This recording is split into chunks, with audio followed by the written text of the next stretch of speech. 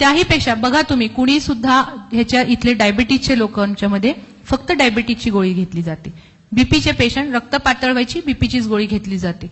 पण कुणीही मल्टीविटॅमिन्स मायक्रोन्यूट्रिएंट्सचा प्रादुर्भाव तुमच्या ह्याच्यात नसतो. परवा तर एक इतकं मजेशीर हे झालं की पेशंटचं हिमोग्लोबिन आहे 9.5 मेल पेशंट पुरुष आणि इतकी ढिगभर मोठी लिस्ट दिली आहे. वय वर्ष त्यांचं 74. त्यांची मुलगी माझ्याकडे ती घेऊन आली होती आणि त्या पेशंटचं एकही त्याला हिमोग्लोबिनची टॅबलेट दिलेली नव्हती. हार्ट पंपिंग 30% राहिलं होतं फक्त. एकही हिमोग्लोबिनची गोळी नाही. मग मी म्हटलं बायपास करायला सांगितलंय, अँजिओप्लास्टी केली. मी म्हणते माझ्याकडे किलेशन घेतलं, आणखी काय ईसीपी घेतली, ईएसएमआर घेतली, मी रक्तपुरवठा वाढवला. अरे पण जोपर्यंत ऑक्सिजन कॅरिंग कॅपॅसिटीज वाढणार नाही तर त्या ऑपरेशनचा काही उपयोग आहे का? जर हिमोग्लोबिनच कमी असेल तर ऑक्सिजन कॅरिंग कॅपॅसिटीज कमी आहे. तर ह्या सगळ्या गोष्टींचा बारीक बारीक विचार करणं खूप गरजेचं आहे. मायक्रोन्यूट्रिएंट्सचा आहारात प्रादुर्भाव असू द्या. त्याही पेक्षा पुढची महत्वाची गोष्ट आहे ती म्हणजे व्यसनांपासून लांब राहा. Smoking, stop your smoking, stop your म्हणजे ज्याला आपण म्हणतो धूम्रपान, मद्यपान हे बंद करा. आणि त्याही पेक्षा अतिशय महत्वाची गोष्ट आहे ती म्हणजे मानसिक ताणतणावाचं व्यवस्थापन करणं. ही एक कला आहे, आर्ट आहे आणि ही कला ही शिकून घ्या.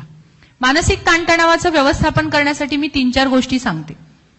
तणाव ओळखणारे आपले बरेच घटक आहेत. कुणाला काय होतं, अचानक रडावंसंच वाटतं, कुणाला अचानक खूप हसायचं वाटतं, कोण पूर्वी बोलतच नव्हता तर फार बडबड बडबड करतं, कोणी एकदमच शांत शांत होतं. वयाच्या साधारण 60-65 नंतर हळवा स्वभाव एक फार होतो. छोट्याशा गोष्टीवर खूप रडायला येतं. माझे एक पेशंट आहेत 82 वर्षाचे आजोबा आहेत. रोज मला एक फोटो घेऊन येतात आणि दाखवतात की बघा मॅडम हे असे होते, तो माझा मित्र असा होता, ह्याचं ह्याची बहीण अशी होती. इतके बोलतात वगैरे. पण मी शांतपणे ऐकून घेते कारण बालपण आणि म्हातारपण एक असतं त्याचा मला यथार्थ अनुभव येतो. की जसं लहान मुलं म्हणतात ना बघ ना हे बघ ना तसंच ते काका मला सांगत असतात. पण हळवं मन होत असतं. काहींना झोप येत नाही, काहींना पोटातच सारखं दुखत असतं, अचानक अंग सारखं दुखण्याची हे होतात. खूप खूप लक्षणं असतात. सगळ्यात पहिली ट्रीटमेंट असते ती म्हणजे तणाव ओळखायला शिका. बरेच जण डिनायन करतात, हे मला काही नाही, मी मॅनेज करू शकतो, हे मला काहीच होऊ शकत नाही, मी असंच हे करतो. पण आतमध्ये कुठतरी डीप डीप डीप त्यांच्यामध्ये एक विचारसरणी सुरू असते. पहिलं तणाव ओळखायला शिका. पहिलं try to face that problem. Maximum try to face that problem. पहिलं ओळखा, नंतर फेस करा आणि नंतर ओळखा काही उपयोग होत नाही, neglect that problem. Neglect that problem. आपल्यापेक्षा जीवापेक्षा जगात काहीही श्रेष्ठ नाहीये. Neglect that problem. लहानपणी वडील म्हणायचे Wien wealth has gone something has gone, Wien health has gone something more has gone, but Wien character has gone everything has gone. कदाचित मुली होतो आम्ही घरी, एकत्र कुटुंब, 13-14 मुली आम्ही एकत्र राहत होतो. कदाचित त्यांना असं वाटत असेल माझ्या मुलीने इकडे तिकडे वाईट पाऊल टाकू नये. एक वडील म्हणून कुठल्याही वडिलांची ही अपेक्षा असणं. आणि वडील सांगत होते, आज जेव्हा मी जाते माहेरी आणि कधी बाबांच्या समोर, बाबा you was wrong that time, ते म्हणतात कसं काय, how, Wien wealth has gone something has gone. परत पैसे गेले, कष्टाने कमवू शकतो. वेन कॅरेक्टर हॅज गॉन, ठीक है बाबा, आजकल कैरेक्टर लोग ही तो सेलिब्रिटी बन के सब जगह घूम रहे, उसमें क्या बड़ी बात है. But Wien health has gone everything has gone. कारण त्या वेलचा, त्या नेम फेमचा, त्या सगळ्याचा उपभोग तेव्हाच होणार आहे जेव्हा तुमची हेल्थ तुमच्या हातात असणार आहे. खूप सुंदर जग देवाने दिलेलं आहे, पण ते जगायचं कसं ही एक कला आहे. आणि त्याच्यासाठी मी पतंजलीचे जे अष्टांग योग आहेत त्यातलं यम आणि नियमांच्या बाबतीत मी फार आग्रही राहते. माहित आहेत ना यम? कुठला यम माहितीये? रेड्यावर बसून येतो, शिंगवाला असतो, बरोबर ना? सगळ्यांना असं वाटतं नको गो बाई तसलं. मग यम दीपनाच्या दिवशी आपण काय करतो, दक्षिणेकडे दिवा ठेवतो, माझ्या घरावर तुझी साया नको.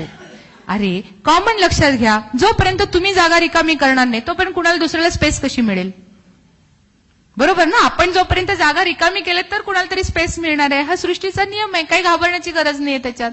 यम असा नाहीये. M means regularity. नंबर 1 अहिंसा, कायिक वाचिक मानसिक. मनातही आणू नका कुणाला तोडतो मारतो, मारायला पण जाऊ नका आणि बोलू पण नका, तुला ठेवतच नाही, तुझं वाटच लावतो, नका म्हणू. ताण येतो शरीरावर, खूप ताण येतो मानसिक. दुसरं सत्य, नेहमी खरं बोला. खोटं बोलायला खूप ताण द्यावा लागतो. मला बऱ्यापैकी सगळेजण म्हणतात की मॅडम तुम्ही नेहमी फ्रेशच दिसता. मी ज्या मेडिकल कॉलेजमध्ये प्रोफेसर म्हणून काम करते तिथे काही जण मला असे टोमण्याने बोलतात, ज्योत्स्ना पाटील मॅडम काय बाई 5 बोटं तुपात आहे, तिला काय टेन्शन आहे, निवांत फिरते, सासू आपलं सगळं घर बघते, तिचं सगळं तिच्या ह्याच्यात असतं. अरे पण त्या सासूला मैत्रिणीसारखं सांभाळायला मलाही काही एफर्ट्स घ्यायला लागलेत, ते तुपात बोटं यायला, ते तूप लोण्यापासून काढायला मलाही काही एफर्ट्स घ्यायला लागलेत. मॅडम तुमचा चेहरा कायम कसा फ्रेश असतो, तुम्हाला काही टेन्शन नसतं का? असं काही नाहीये. सगळ्यांना टेन्शन प्रत्येकाच्या परीने वेगवेगळं असतं. आता तुमच्या समोर येताना मी जो एक पेशंट मॅनेज करून आले, काय दिव्य केले ते माझं मला माहिती, पण तो स्ट्रेस तिथल्या तिथे ठेवायचा. I just solve that problem, try to solve. मी भयंकर प्रयत्न केले, नाही काही होते, हा पेशंट मला आउट काढायचा, बस बाकी दुसरं काही मला माहिती नाही. सो सत्य खरं बोलताना कधीही ताण द्यावा लागत नाही, मग तुमचा चेहरा कायम फ्रेश दिसत असतो, छान वाटतं. दुसरं, अस्तेय, लोभ करू नका. दुसऱ्याचं माझ्याकडे यावं त्याच्यासाठी बिलकुल प्रयत्न करू नका. माझं आहे, माझ्यामध्ये मी खुश आहे. अपरिग्रह, वाजवीपेक्षा जास्त संचय करू नका. का? माझ्या 3 पिढ्या बसून खातील एवढं कमवणार आहे. अरे मी डॉक्टर ज्योत्स्ना पाटील, माझा मुलगा हर्षवर्धन ज्योत्स्ना पाटील, तो आत्ता त्याचं नाव लावताना हर्षवर्धन जे पाटील लावतो. मी हयात आहे, अजून तरुण आहे, तोपर्यंत इनिशियल स्टेजमध्ये गेली, मी एका शब्दावर आली. आणि आपण काय विचार करतोय, माझ्या 3 पिढ्या बसून खातील, माझा नातू काय करणार आहे, त्याला काय माहितीये तिची आजी काय होती, तो म्हणेल हा ती चांगली डॉक्टर होती, पप्पा म्हणत होते ती चांगली डॉक्टर होती, एवढंच त्याला माहिती. तिने काय जंग पछाडले ते त्यांना काय माहित असणार आहे. आणि आपण काय म्हणतो, 3 पिढ्यांपर्यंत सगळं माझं नाव काढलं पाहिजे. असे कशाचं नाव आहे आणि काय आहे. संचय करतो, भीती वाटते, मग माझा बँक बॅलन्स गेला तर. मोदींनी सगळ्यांना केवढं टेन्शनमध्ये टाकलं, इकडे पळलो तिकडे पळालो, सगळे पळा पळत होते, बरोबर ना. आणि त्या दिवशी रिअलाइज झालं बऱ्याच जणांना, पैसा सर्वस्व नाही, बरोबर ना. काही नव्हतं तेव्हा सुद्धा आपण छान भाजी पोळी मस्त खाल्लीये, 2000ची नोट आपल्याला बँकेत मिळाली तरी आपण मस्त एन्जॉय केला, असं काही नाहीये. नावाला नुसतं या सगळ्या गोष्टी की माझा बँक बॅलन्स इतका आहे, भीती वाटते तो बँक बॅलन्स गेला तर. आता मी जर हे मंगळसूत्र घालून जर तुळशीबागेत गेली तर मी आधी 8 टाकणार, इथं पिन लावणार, अशी करून मी एन्जॉय करू शकेन का हो शॉपिंग माझं? नाही ना. अपरिग्रह, वाजवीपेक्षा जास्त संचय करू नका. आणि सगळ्यात शेवटचं आहे ते म्हणजे ब्रह्मचर्य. इथं कामवासना आणि ह्याचा काही संबंध नाही. ब्रह्मासारखं आचरण, सात्विक आचरण ठेवा, मानसिक ताण खूप कमी होतो. आहारात, विचारात तुमची सात्विकता पाहिजे. नियम सगळ्यांना माहिती असेल, इथे कोण आहे का योगाचं स्नातक, नियम वगैरे माहिती असतील तर सगळेच आहेत. नियमांच्या बाबतीत पुन्हा सांगते, शौच, संतोष, तप, स्वाध्याय, ईश्वर प्रणिधान.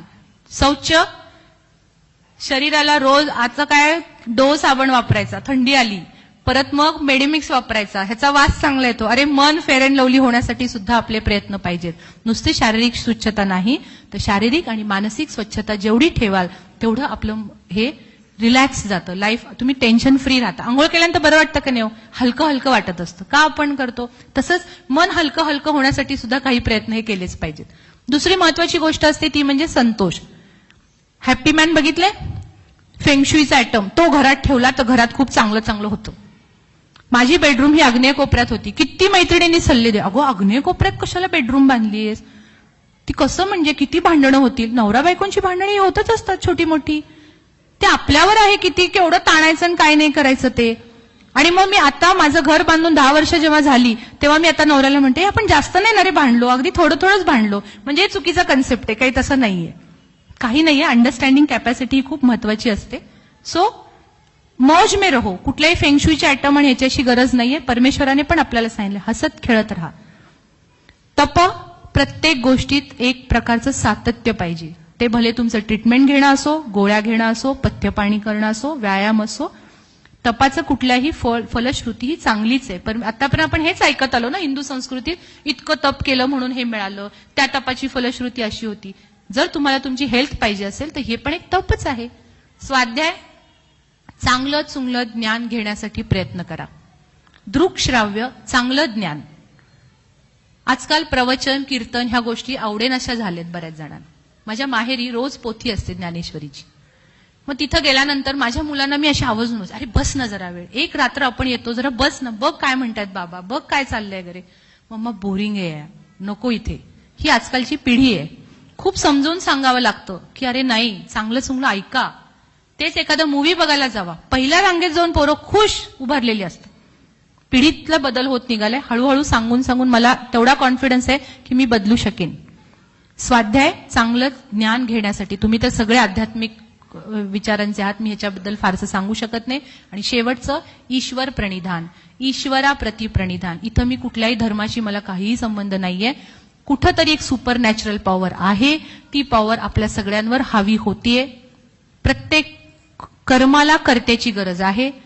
जे काही अचानक सुनामी येते, अचानक ऊन पडतं, अचानक थंडी वाढते, अचानकच पाऊस येतो, अचानक दुष्काळ पडतो, काहीतरी कर्म घडते. करता असल्याशिवाय होईल का हो? तो करता कुणीही पाहिलेला नाहीये, त्यामुळे तो करता मानणं ही गरजेची आहे. कदाचित मी एक आध्यात्मिक डॉक्टर असेन म्हणून मला ह्या गोष्टी पटल्या. माझ्या बऱ्याच ह्या बाबतीत खूप डिबेटिंग होतं माझ्या फ्रेंड सर्कल बरोबर की नाही परमेश्वर कुठं नाहीये, काही नाही, दाखव, हे दाखव, ते दाखव. मग मला बऱ्याचदा प्रूव्ह करून सांगावं लागतं की मी उभारले हेच परमेश्वर असं समज. कधी माझ्या घरी माझ्या आईला फोन केला तर ती पहिलं वाक्य म्हणते रामकृष्ण हरी. गुड मॉर्निंग वगैरे आमच्याकडे म्हटलं रामकृष्ण हरी म्हणायचं. पहिलं हॅलो रामकृष्ण हरी, बरी आहेस का, असंच ती म्हणते. आणि कुठलंही गेलं की मी नमस्कार केला बाबांना की बाबा वाकून मला नमस्कार करतात. मी बऱ्याच म्हणतो बाबा मला कसं करताय, मी तुला कुठे करतोय, तुझ्यातल्या आत्म्याला करतो मी. आणि खरंच आहे कुठंतरी परमेश्वर आहे, कुठल्या रूपाने कसा उभारेल माहीत नाहीये. त्यामुळे ही मानणं गरजेचं आहे. ह्या सगळ्या यम नियम मी का थोडक्यात सांगितलेत, ह्याने मानसिक रिलॅक्सेशन मिळतं. जेवढं रिलॅक्सेशन घ्याल तेवढं तुम्ही हार्ट डिझीज पासून वाचू शकता. ह्या ज्या ट्रीटमेंट्स आहेत ह्या सगळ्या आम्ही देतच असतो. बरेचसे पेशंट्स येतात आमच्याकडे. एक ECP नावाची ही अमेरिकन अप्रुव्हल ट्रीटमेंट आहे. अमेरिकेत ही ट्रीटमेंट अप्रुव्ह झाली, US FDA ने अप्रुव्ह केलेली ट्रीटमेंट आहे. ह्या ट्रीटमेंटच्या मध्ये बऱ्याचदा पेशंट डेली आमच्याकडे 1-1 तासासाठी येत असतो. जे अँजिओप्लास्टी झाली आहे डॉक्टर, बायपास झालीये, परत माझ्या छातीत दुखतंय डॉक्टर, किंवा जेवताना छातीत दुखतं, चालताना छातीत दुखतं, ह्या पेशंटसाठी ट्रिमेंडस चांगले रिझल्ट्स येतात. ESMR म्हणून एक जर्मन टेक्नॉलॉजी, खूप चांगले रिझल्ट्स. मी हार्ट फेल्युअर पेशंटला अगदी 20-25% हार्ट काम करणारे पेशंट 40%, 50% पर्यंत जातात. नॉर्मल लाईफ जगत असतात. नॉर्मल लाईफ, त्यांना कुठेही हॉस्पिटलायझेशन गरज नसते. पण हे सगळं करत असताना मी प्रत्येक वेळी सारखं पेशंटला सांगते की तुम्ही ही ट्रीटमेंट घेताय ओके, तुम्ही बरे होताय ओके, पण सायमल्टेनियसली तुम्ही तुमची लाईफस्टाईल मॉडिफिकेशन करणं ही तितकीच गरजेची बाब आहे. मला कौतुक फक्त या गोष्टीचं वाटलं, कुणीही हात वर केला नाही. म्हणजे याचा अर्थ बिलकुल असा समजू नका की ज्योत्स्ना पाटील मॅडम इथं येऊन तुम्हाला काहीतरी 4 गोष्टी जास्त सांगून निघालेल्या आहेत. This is a fact of your life. त्यामुळे अर्निशचं तत्व हे लक्षात ठेवा. व्यायामाची सवय नसेल तर सवय लावा. लहानपणापासून एक वाक्य ऐकत आले, तुम्ही ऐकलं असेल, वाचाल तर वाचाल. माझं वाक्य इथून पुढे लक्षात ठेवा, चालाल तर वाचाल. गुडघे दुखतात तो डॉक्टर, नाही जमतो डॉक्टर, गुडघ्यावर ट्रीटमेंट आहे. माझ्याकडे ट्रीटमेंट आहे, कधी कुणाला वाटलं असेल तर या मी सांगते. आता काही वेळ नाहीये फार काही डिटेल करण्याची. सगळ्या गोष्टीवर ट्रीटमेंट